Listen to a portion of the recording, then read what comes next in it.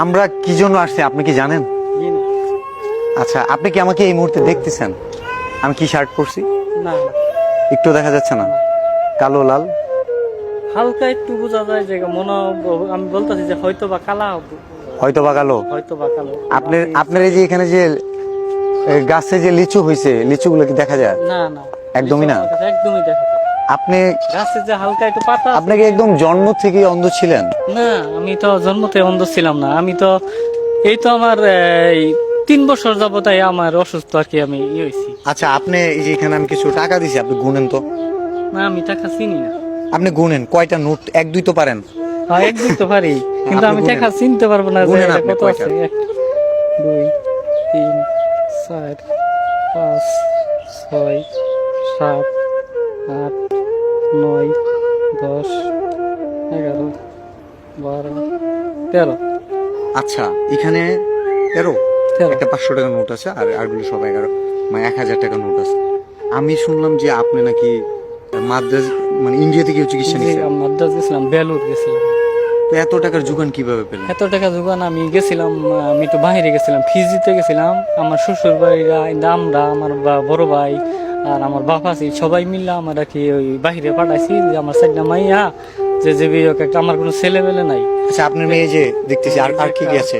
আরো আছে, আর এই 2টা মনে আমার দেশাত আছে। আচ্ছা ঠিক আছে, না থাকুক, সমস্যা নেই। আপনি আমাকে বলেন যে এই যে আপনি চিকিৎসা করলেন, এরপরে এখন আপনার কাছে টাকা পয়সা কেমন আছে?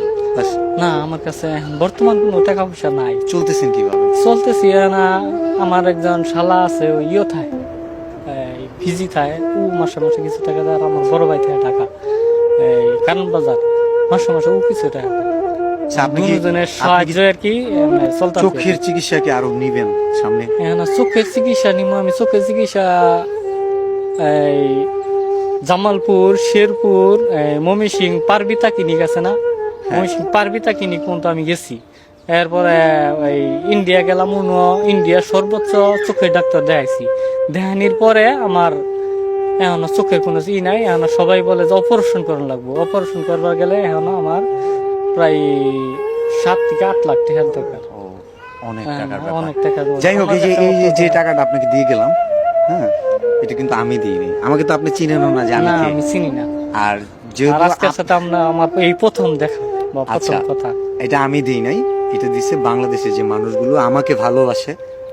এই যে এখন এই মুহূর্তে আপনি জানানো না যে ভিডিও হচ্ছে, কিন্তু একজন ক্যামেরা ধরে আসছে, আপনার আমার কথাগুলো রেকর্ড করতেছে। আচ্ছা, আপনার এই ভিডিওটা যদি ইন্টারনেটে দেই, আপনি কি কোনো আপত্তি আছে?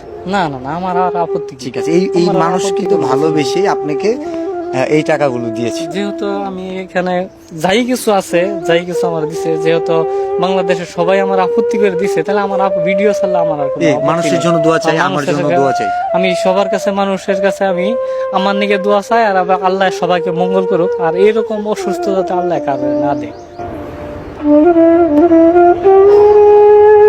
ইনশাআল্লাহ। আর আপনি আপনার সাথে আরেকটা ছবি তুলুন। আচ্ছা, ঠিক আছে, কোনো সমস্যা নেই আমার। আসসালামু আলাইকুম।